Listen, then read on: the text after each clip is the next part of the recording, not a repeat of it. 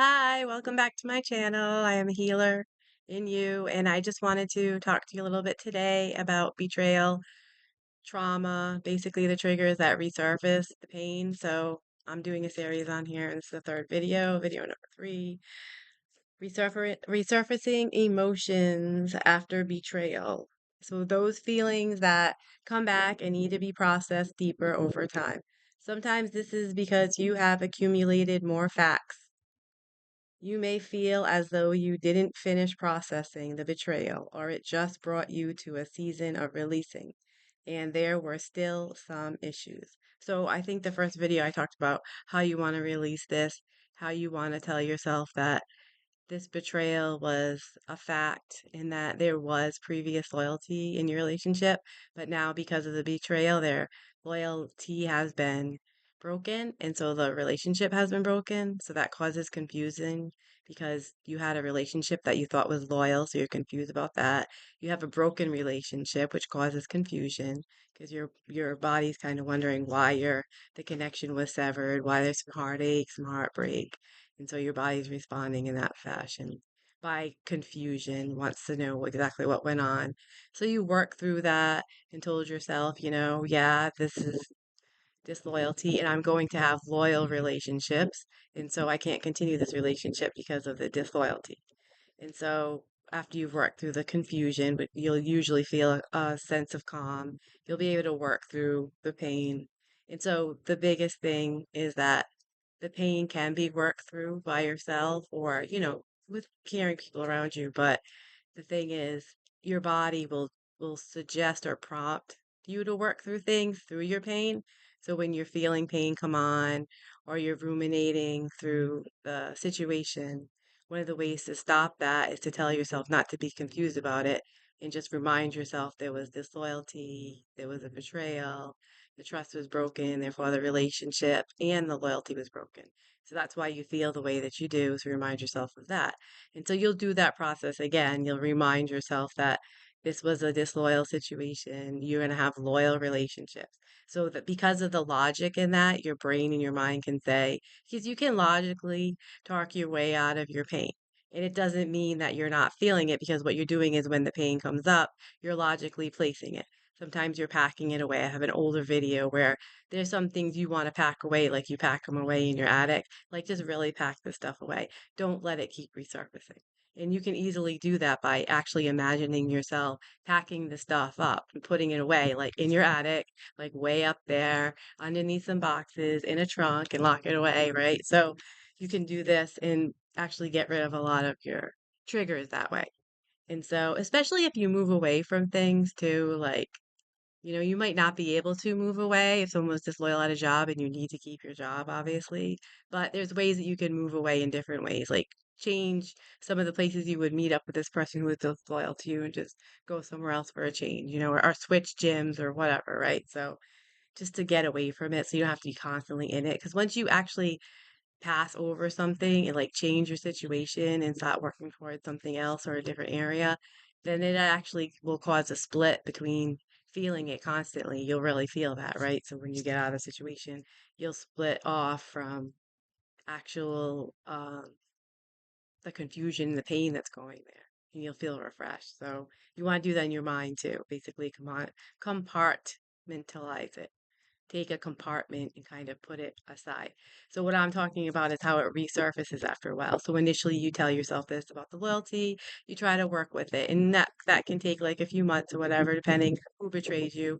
If it's somebody close to you, it's going to take at least 12 weeks for you to process that, but it'll just get better every day, right? So um, and then so now we're talking about the reoccurring. So now we're talking maybe 6 months later, and like here it is. You're like it almost feels fresh when it comes up. So you'll go back and you'll tell yourself about how you're committed to loyal relationships. So you had to let that one go, and so that'll immediately help you to settle down. But it's like it's coming because there might be new information, or you gotta work deeper into it because just because of the pain, your body can't process all the pain at once. And you can think of that when somebody dies, okay? There's that initial shock when you're processing the pain, and then the person actually shuts down, and that's the body shutting down because they can't deal with the fact that they just lost somebody close to them. So it's a natural process. The crying and the letting go after that is like, oh wow, this person's really gone. So it's in stages. So betrayal is actually in stages too. So that's that initial shocking, like caught off guard. Oh, you've been like sneak attacked about the betrayal, which is what you were dealing with. Now you're dealing with more like, okay, the relationship's been, severed for like 6 months now. And okay, this was a deep betrayal because here it is 6 months. And I'm like, wow, it's hitting you differently now, and you've got more facts, and you're like, okay, so this happened, that happened, and so now I can see clearly why it happened. And then you just have to um you think humanely. Like whoever betrayed you, it's a human reaction to something they were dealing with.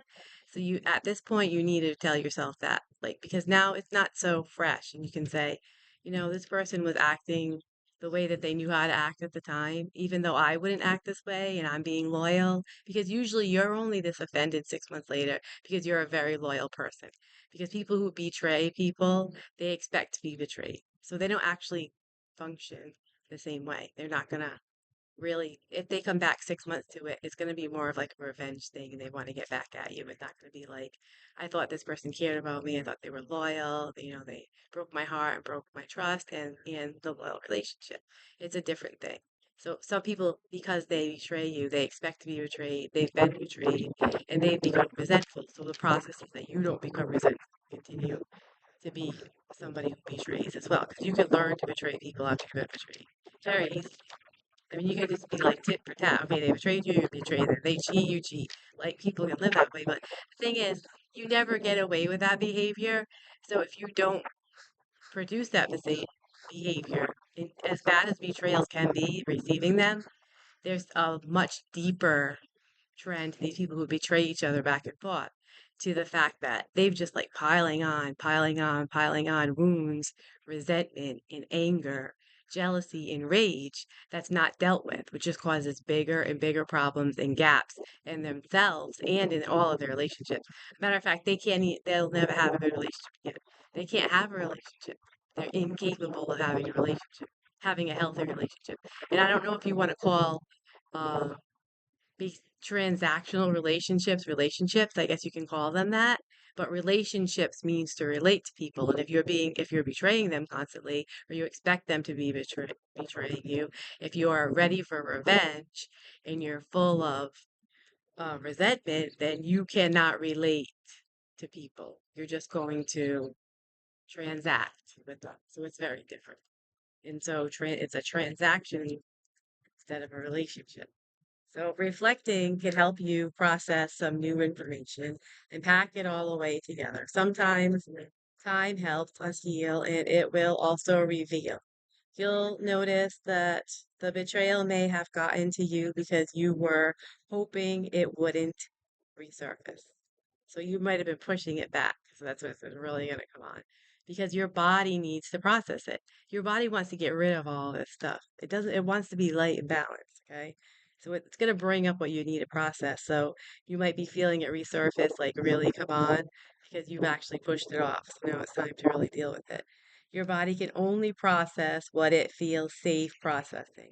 And at the time, it wanted to process what it could handle. So now you can finish processing and hopefully talk yourself out of reminders of it. So basically, I just want you to know that you just can't get rid of the betrayal. Like it's gonna resurface. And so eventually it won't resurface anymore. It'll just be like a story, a lesson that you learn from. Digging deeper into human character, some people can't be loyal and don't feel guilty about disloyalty, right? So you can't expect them to apologize because they don't feel any guilt. What they're going to feel is down the road, they're going to realize, hey, you just really aren't going to stop. You really hung up on this betrayal thing that they did because obviously it didn't mean that much to them if they were able to pull it off. So keep that in mind that you didn't mean that much. The issue didn't mean that much. Your loyalty didn't mean that much. Just keep that in mind. Have a great day.